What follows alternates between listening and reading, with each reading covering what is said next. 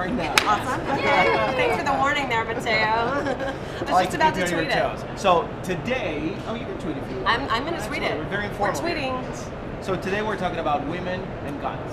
Okay, not a lot of people talk about it, but more and more are doing so. So we have three wonderful ladies that come and join us. I'll let you guys do the introduction. Natalie, Carrie, and Destiny, introduce yourselves, who you represent, and the great website, and the wonderful things that you're doing for women and the education of women and guns. Let's start with Natalie. Thank you so much, first of all, for having us here. This is great. I love everything that Beretta's doing. I'm Natalie Foster. I have girlsguidetoguns.com. And yeah, I'm just really happy to be among these ladies today. Carrie? I'm Carrie Lightfoot. I own the Well-Armed Woman, which is a just comprehensive web resource for women. Information, products, resources, just to answer their questions and provide information. Very nice. I'm Destiny, and I write for the Arms Guide and for Fate of Destiny. And I have a YouTube channel where I talk about a lot of the things these ladies talk about.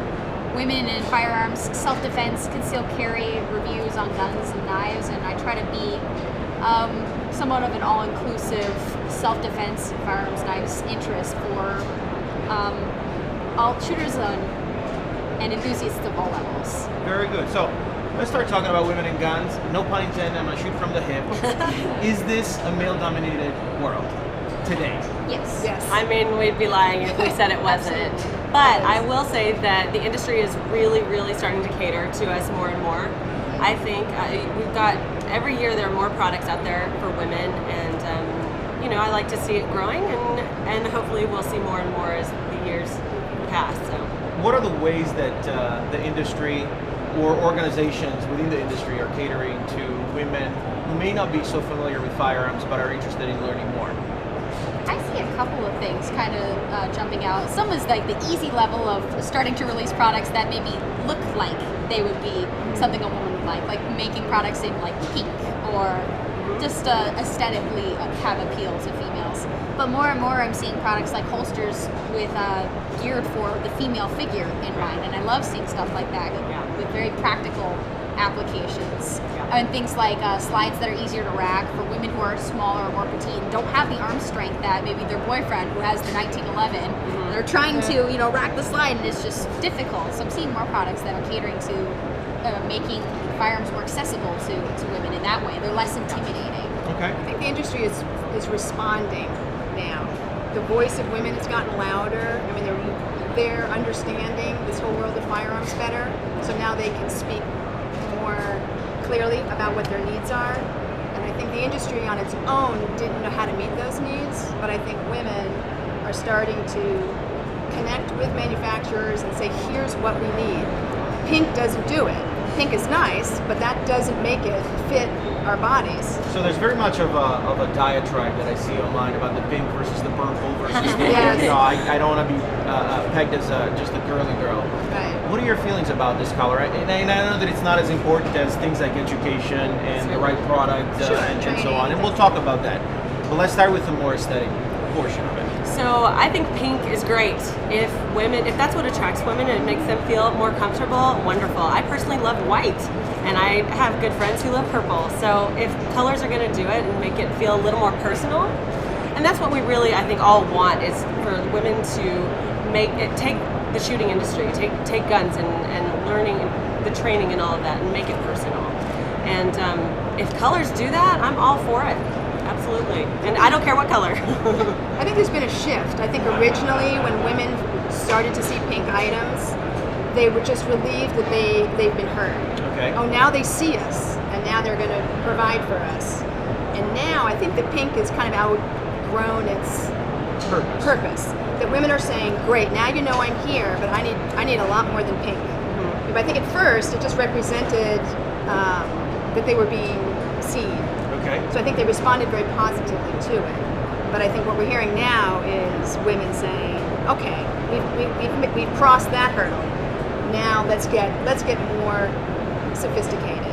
Do you agree with that, Destiny? Well, the first thing you said was, I like pink. Yeah. So. I like pink. I prefer purple, but I like both Natalie was saying and Carrie. I was going to call you something else. I'm glad I asked again. Like Natalie and Carrie were saying, I think part of it is a personalization means. This we grow up with, our Barbie dolls and, Right. matching our clothes together. And it's nice to have these like fun color options that make the gear seem less intimidating and more like feminine, I guess. But I think it's a stepping stone. So I like the option of color and variety for it to be my gun, not just, my father gave me this gun because he wants me to feel protected when I'm moving out of the house into a scary neighborhood. And now it's something that I chose because I like it and I want to wield it. And I like that growth that I see in the market where women are going out and buying firearms for themselves, something that they're interested in. And like Natalie said, color is one way that does it. I think that's wonderful to have the option. But it's a start to, more developments like, the education and like actual functionality that is geared more toward women bodies, whether that's gear that fits on the body or a gun that is better suited to female hands or something that. Let's talk a little bit about how you were introduced to the world of firearms. Not so much from a historical perspective, but from an educational perspective. Where did you get information? And most importantly, I'm interested in learning what obstacles you found in what you referred to as a male-dominated world. What were the obstacles you found to getting information and then actually going out and shooting and become passionate about it and become proficient about it? Initially when I was getting started a few years ago, I found that there was a lot of material out there online. All of us, our primary resource really is the internet. And I found a lot of great content out there, but it wasn't geared towards me. It was much more tactical or aggressive or, it just didn't feel like me. And I felt kind of alienated me and what I really wanted to accomplish. Because when I shot for the first time, I felt empowered and I felt positive and stronger, and I floated off of that range. And that's not what I found. Everything was just like almost angry, and I didn't want to see that. I wanted to see what I actually felt. I wanted someone to relay that to me, and I didn't see anything like that. So that's why I wanted to put that out there and kind of geared Girls Guide to Guns that way. I don't know. What about you ladies? It was a different language. When I was searching too, I did a lot of digging, and there was a lot of technical information, very male-driven, and it didn't speak. Women have different needs. I mean, when a woman goes through the process of making a decision, she asks herself a series of questions that are just different than a man would. And for me, it was that women needed the language. They needed to understand the language. So kind of my aim was to demystify the whole world of firearms for women. Women are not stupid, that's one of the areas where there's a real challenge is when we go to get information on products. Do you think there's a little bit of a condescending attitude? It is, and I'm not sure it's a sexist thing necessarily. I think it's just that there's the perception that we really don't understand, and we don't. The mechanics and that kind of thing. We come in ignorant, so we're kind of intimidated to begin with. So part of what I've been trying to do is just translate it, put it in the language that speaks to a woman and answers her needs and her questions. So she's equipped when she goes to the gun store to say, at least to know what the calibers mean. Sure. And what's the difference. And just to arm them, with that knowledge. Because that's where I felt it wasn't there when I was looking. And Destiny, obviously you come from a family where I think you were given a gun before you were born, right? You grabbed it. But I'm assuming at some point you went to a gun store and you had to ask questions. Yeah. Is there a little bit of an intimidating factor when you go in? And I've been to some gun stores that are like barber shops. So is that a little intimidating? How do you get over that? Yeah, well, I think there is, because it's a male-dominated sport, a lot of times you have men who, even if they're not, they don't come from that sexist mindset where they just plain aren't used to dealing with.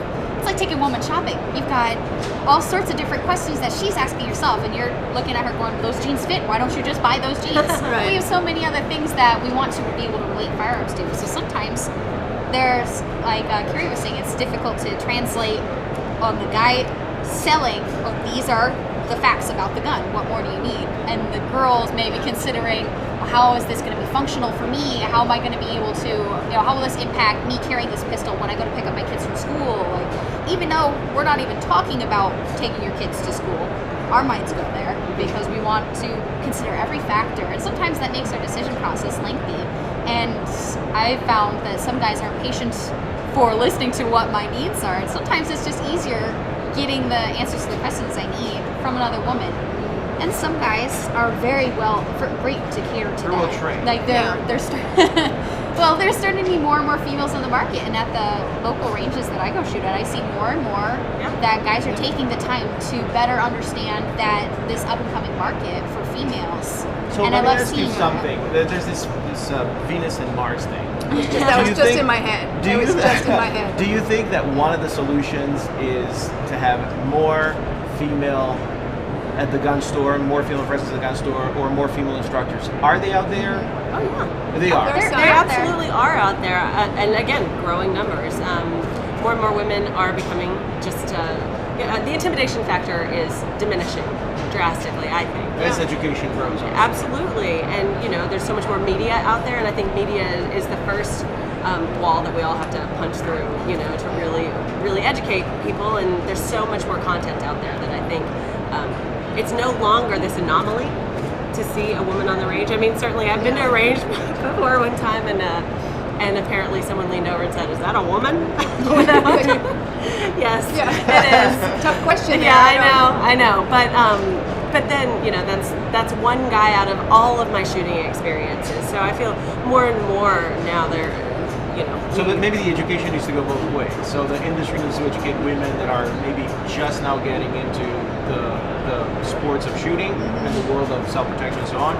But also, as women come into this industry and the sports, maybe the job of groups like you is to educate men that it's all right. You can have a sense of style and shoot, and it's all right. You can ask the right questions and shoot. We're not zebras. We're people. Just I mean, most of us, we're not anti-men. Right. It's not No, we that love don't- them. And they bring a lot. You guys you bring a we're lot good to for the something. table. That's what I hear. You're good for a lot. It's the strength. It's the balancing Yeah. of the strength, right? Yeah. And that's one of the goals of my videos, is to make firearms more accessible and approachable to men and women. I have new shooters, male and female, and a lot of women shooters who come to my page because I have a face. I'm not, hands manipulating this firearm. I get to be a personality that they get to know, and I can approach them as my personal experience has taken me through shooting, learning to shoot, and I'm a little bit crazy about how much research I do. I don't know, maybe it's the student in me. I can't help myself, but I go just hours and hours researching on whatever topic I want to write about or I want to do a video on. And then I get to present it from my everyday opinion, and it makes me more accessible to people, just because I don't have that super technical or super tactical background.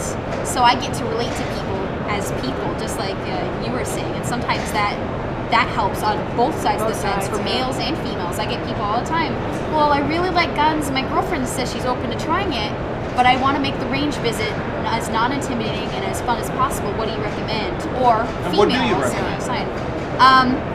Actually, I have a series of videos on that. Very nice. How to get your lady to the range. But those are good. some of the things I recommend for guys trying to introduce the sport to females is being familiarizing them with the firearm before you even get to the range. Because once you're there, it's loud, it's exciting, it can be scary, especially if you're coming from the standpoint if you have no experience with this and everything's new. It's a lot to Better take play in. with it at home and kind of get comfortable. Learn the Yeah. safety. You Yeah. can do, with great dry idea. firing and snap caps or anything, you can learn, sight picture, grip, stance, safety controls, which I think is most important to go over before anything else. And then by the time she gets to the range, she doesn't have to learn these things on the fly. She can just have the fun of pulling the trigger and seeing the round hit the It gives you a target. little more confidence stepping up to Absolutely. the lane. So there's a lot of groundwork that needs to happen before you go. I think that makes for a more successful visit overall, and to let her have as much fun with it as possible in a safe and comfortable environment. See, it's confidence. It's really all about confidence. When we're intimidated because we're fearful or we're lacking some knowledge. Education, right? So when you familiarize yourself with it or talk through it or go through those things first, when you get to the range, you don't feel like the newbie and everyone's looking at you and they're all men anyway and they're all going to think you stink. You know, so in our heads, it's all this, you know, kind of crazy and talk. Let me tell you, I think that this is non-gender specific because we do the very same thing. Oh, do you? We just don't want to look like fools, and so we hide ourselves in the closet and, you know, try the new video game. Or you remember when I bought a new car, I had to know where all the buttons are. I'm not going to do it out in front of everybody.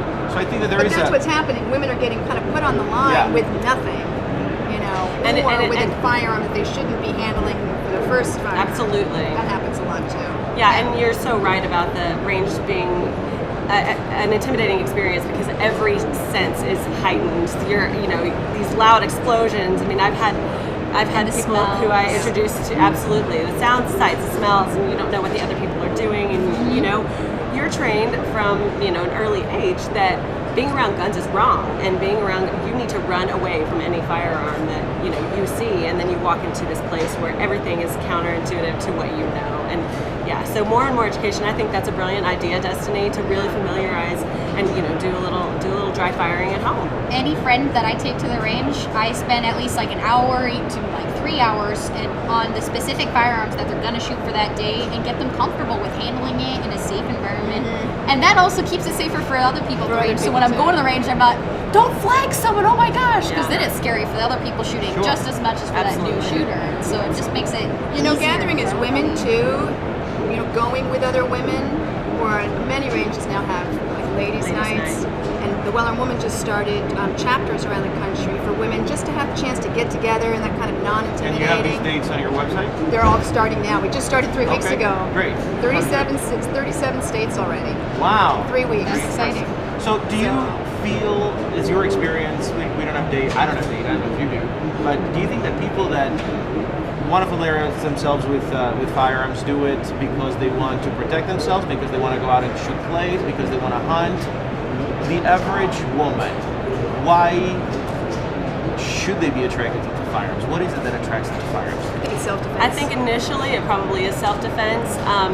I would like it to be fun, though. And I think it does eventually turn into that, but I think you reframe the world of firearms when you can take somebody to the range and show them how much fun it really is. It is. It's so fun. I mean, we all know it's more of a positive thing. Absolutely. And not a scary. And the thing about firearms is that we all have, the mainstream American has a negative association with firearms, or something, whether it's from movies or from TV or whatever, they have a negative association. And I think reframing that and really displaying the fact that it is fun, it is about camaraderie, a sisterhood, building family relationships, solidifying all of that. I think if we can really reframe it and show them that it's fun first, for me, it's 90% fun and 10% self-defense. Because when am I take the classes, I know we all do, and I would highly encourage women to go out there and take as many classes as possible. And the reality is, when you learn all the techniques, you're going to have very little use for those for self-defense, because you'll already be thinking that way all the time. So you won't really have to use your gun in self-defense. It's just precautionary, I mean, God forbid it does happen, but 90% of the time, let's have fun with it. Right. You can train and become proficient. Yeah, absolutely. But have fun at the same time. But I think it's great. It keeps you in great shape. I think what the appeal is, what draws their curiosity primarily, is the self-defense. Sure. So let's talk about the self-defense a little bit. One person in particular, and I get this question often, said to me, I bought a gun and it's in my house. I don't think I'm going to have to need a pistol in my house. What I really wanted to use the gun for is for self-protection on the outside. But I'm so scared that it's going to go off in my purse or in my person or, what have you.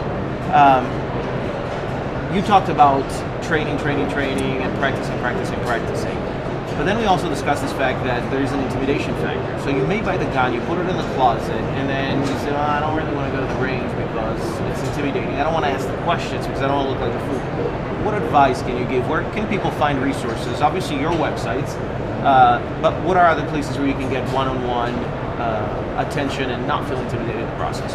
The NRA Women's Network is a really wonderful resource that's really building all of that content. And I think the great thing about women is that we educate ourselves to, like Destiny was saying, I actually think you are no exception to the rule. I think women research, and educate themselves significantly. And so, just getting out there physically if you can, but if it can only be online, that's okay. Just learn, and educate yourself about the firearm you have. If you're not comfortable with the firearm, that's okay, work up to it. There are lots of other means of taking care of yourself, of protecting yourself. Destiny's got phenomenal videos on it, actually. Yeah, and she's got great stuff about knives and, and I don't know if you have anything about pepper spray or anything like that, but there's Pepper spray, taser. Absolutely. So if you're not okay with a gun yet, that's okay. Work up to it, but there are other options. And the ranges and schools are starting to offer more women-friendly events, and I mentioned the ladies' nights. So just check into what's in your area, and I think those women-friendly events make it easier for them to go and just start some training, because the firearm hidden away that you have no idea what to do with, it's not going to help you very much when you need it. You really need to know how it works. Just understand it's not going to go off by itself on the table. How it works and how to handle it safely. Otherwise, probably shouldn't have it if you're not going to know how to use it. Right. And I think both these ladies brought up excellent points for help in that area for females who maybe don't have a whole lot of people around them who can take them in the house in the way that I learned. I had, my dad went and showed me how to safely operate a firearm, but not everyone has former military family.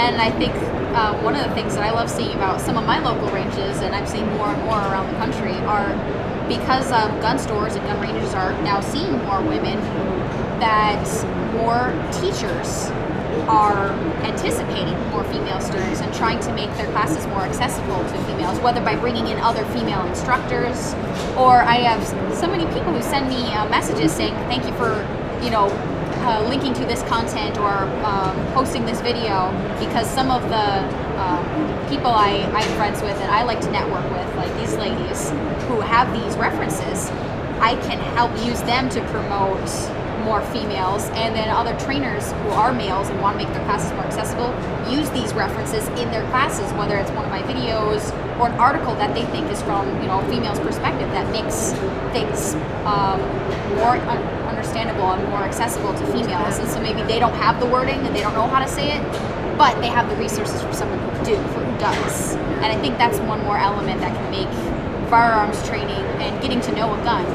easier for a woman who just doesn't have the access to it any other way. What about, let's go back and talk a little bit about products. We talked about the collars, we talked about the fact that some guns are easier to rack than others. Is there something that's missing that industries aren't responding to when it comes to needs of women and guns? Good question. Yeah, it is. Gosh. It's improving. It is. We're seeing a lot of growth and a lot more attention to detail. A couple of things that a lot of my viewers talk to me about is they ask me for my specific point of view, because we have girl hands, and sometimes a lot of the guns that I like, that I'll shoot at the range, but I would never carry them because they're huge. And we have these female fashions, like I wear those goofy skinny jeans. They're completely impractical, but I absolutely love them, and I wear them all the time. But that makes carry guns a lot harder. It's one of the reasons I like the Nano, actually, is because it has that nice thin profile. So I'm starting to see more of these options that are...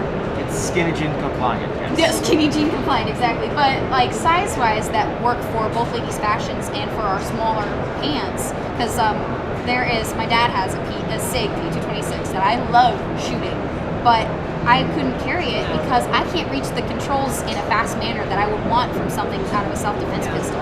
I have to work my thumb around to try and reach that slide release, and if I were in a self-defense situation, I had to rely on that, I'd be very intimidated, and it's not something that would be as functional for me because it doesn't suit my hand size. So the smaller sizes is one thing, and just and it's tricky though. And not balancing having too much recoil in a small pistol. That's something.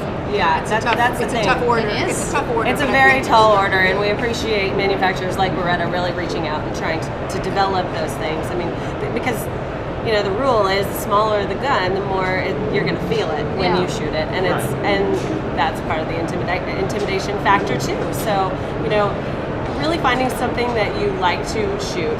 I mean, I have a range gun that I enjoy shooting, and then I have my concealed carry, and it's not as much fun to shoot, but I feel comfortable shooting it. I know I can do it. I shoot it about once a month just to keep up the skills, but you know, I mean, that's how I've adapted. We all kind of have to find the workaround, but we have to follow the rules of physics, unfortunately. Smaller guns, but recoil is a big problem. We're starting to see some more compact 9s. That's the direction, if I were to ask you, would be a more concealable 9. Okay. And A more lot of women are options looking for a of 9. those. Yeah. Well, they are doing a great job with that, with the nano. Yeah. Yeah. And when you talk about more options, what do you mean? Well, Beretta already has a wide option. Like, I really like the PX series of pistols, but there are several of them, so I can choose in different calibers, and I can choose it's like a slightly different size options. I think having more options just has it makes it more accessible to ladies of different hand sizes and different needs for their concealed carry options. And the nano, I think, is a start because it's one option. But I've had some people ask, well, what are the calibers offered for it? Or, you know, just people who want to be able to have a little bit more preference or a little bit, maybe an option for one type of clothing or while they're at work, and then maybe be able to carry something in a slightly different size for every day. But generally, we have a market for it, and I have had females who ask, like, well, I like the nano for this. Do they have something that's just like the nano, but a little bit bigger or smaller or whatever? So just more to choose from. I So think you the fit key more people. issues for women are grip, slide. I mean, if it's one of those, I mean, even though there's techniques, when they're in the store trying it, if they can't get that thing back, then forget it. And the depth, the width, Yeah. slimness is really important. So I'm trying to think of what the key areas. It's the grip. It's how concealable it is. It just has to be more narrow and have the caliber that will do what we need it to do. What about accessories beyond what the pistol can carry? So, are you, you know, do you put it in a purse? Do you put it in a holster on you? Do you put it? And this goes beyond pistols. You know, in hunting, some of the feedback I get is, love your vests, but you don't have a lot of designs for women that need to be a little slimmer. And so we started developing that. We started developing the polo shirts and so on. Are they as readily available as they should be? At SHOT Show they are. In reality, that doesn't always translate to the store. So that's what I'm finding, unfortunately. Though some of your big box stores, like the Cabela's and Bass Pros, they do carry that kind of thing, but not everybody has access to that. So I think we're seeing progress. I mean, Yeah, we definitely. are, but it's still, there is a lot of room for improvement in creative designs. I mean, women are wearing, like men wear shirts and pants every day. Now you're going to change it. No, I'm Maybe sorry, nicer. they There wear might be pants jeans. There might be sweats. I don't want to know, That's Mateo. it. I don't want to know. And women have so many more. It could be a dress, a skirt, pants, slacks, a suit. You know, all kinds of different things. And we we want have to have Well, yeah, what about holsters the that dress? accommodate that. Well, I mean, I ended up developing a thigh holster for women because there wasn't one. There was Okay. no good option to wear under a dress. So the demand is is filling the need. Okay. It's just that it's been But you not don't on see a it. big But scale. does everybody agree with Natalie? You don't see it in at the store level. No. It is harder to find access to it. Like, well, I found a product that I liked, but when I went to the store to go buy it, I found the brands and I found the guys' sizes. But then if they make it for girls, it's still like too boxy, or it's not. It looks like super tactical, and it's not something that I can wear to work every day, unless I worked in the gun industry, which I write, but I have a day job, and it is not gun industry, and it would draw some attention if I'm wearing these clothes that would work for that would be practical for carrying, but just because they don't look like my normal fashions, or they Send don't the work wrong well signal. with my normal fashions, then it ends up being drawing more stores attention want it. instead of concealing. I think the stores want it, but they don't have a clue how to go about it. We started a dealer program to start to get women's products into the stores, and the response has been great, but they don't know how to do it. It's like, what do I know what a woman wants? You know? So they just need, they just need the access to it, and I think the stores, they can't deny the clientele is changing in their stores. So the question is, do you want to meet the needs of this new clientele, or don't you? And of course they all answered yes. And it's like, okay, well here's the line of women's products. There you go. And they're like, okay, great. Tell me what I need and we'll do it. And so it's just, we've again crossed another hurdle. We've just moved into another level where the stores are saying, okay, we've got to have this stuff because they've got women coming in like crazy.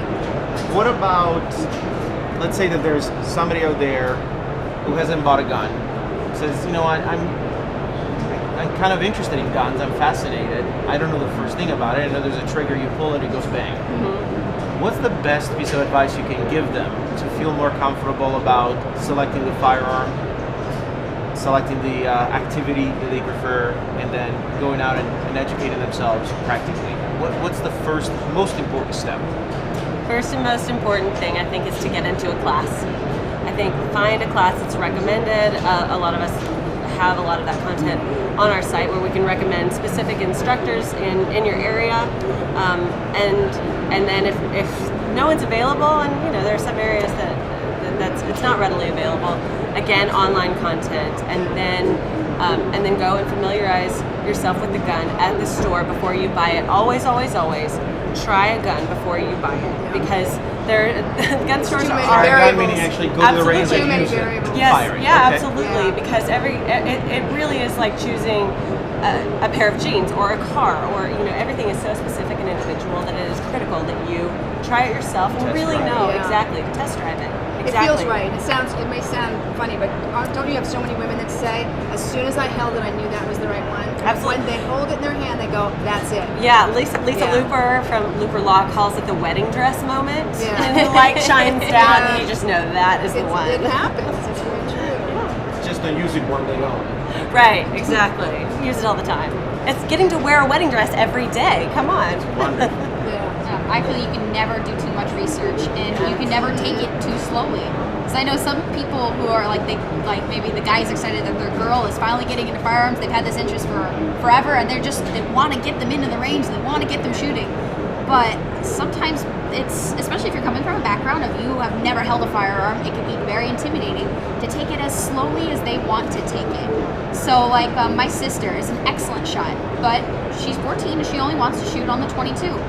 And she loves it. She's wonderful at it, but she's not comfortable moving up in calibers. And as long as she wants to keep shooting and she's still enjoying it and she's safe about it, that's wonderful. I'm going to be the last person to say, well, it's about time that you move up into the big girl guns. I'm going to be the last person to do that. So if that means that maybe you spend more time before even going to the range, and if she's just wants to be sure she has her comfort level established with whatever firearm she's going to be shooting, even before she gets to the range, I think that's going to make it a more positive and successful experience overall. Excellent. Listen, we're out of time. Did you need to say one No, more that's thing? okay. No. Let's hear it. Well, I just wanted to back up something. Just prior to going to getting your classes, a woman really needs to understand what her primary purpose is. What's she going to do with that gun? And think that through before she goes into a selection process, as well as how is she going to carry it. If it's a personal defense gun, and she's going to carry it on her body, she needs to think through that before she goes shopping. Because my first gun, I was clueless. I had nobody. There was no websites. I didn't find them, and I bought a 45. It's a beautiful 45. It's my favorite gun. I can't carry that thing, but I didn't think about. I thought about the self-defense part, so I got a 45. But I didn't think about how am I going to carry that thing. So of course I had to get another one. And I think that's probably a good place to conclude, because I'm sure that we've given some food for thought to a lot of women out there, hopefully also to a lot of men and dealers. But I'm sure that there's as many questions as there are ideas and conclusions. So first of all, I want to thank you all for joining me today, for your information, for your insight. Why don't you tell our viewers where and how they can connect with you, so that if they have follow-up questions, then that's a good way to close the gap. Absolutely. So you can find me at girlsguidetoguns.com, and I'm on Facebook, Twitter, Instagram, Pinterest. You can find me anywhere. And if you want to email me directly, it's just Natalie@girlsguidetoguns.com. And you can find the Well-Armed Woman at thewellarmedwoman.com. And again, Pinterest, Facebook, Twitter, and the email would be info@thewellarmedwoman.com. And like these ladies, I'm a big social media presence. I love it. I have Facebook, Twitter, I have a business and personal Facebook, Fate of Destiny. My website is fateofdestiny.com, and I'm also available at thearmsguide.com or email at fateofdestiny@gmail.com. Excellent.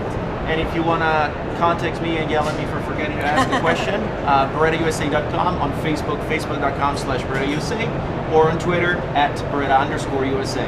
Ladies, thank you so much for you. joining Thank me. you. It was fun. Hopefully It's we'll been do a this pleasure. once again. It was and fun we'll see to you very talk. soon. It was Really good. appreciate it. Thank Bye-bye. you. Bye, Thank everyone. you. Thanks. Thank you.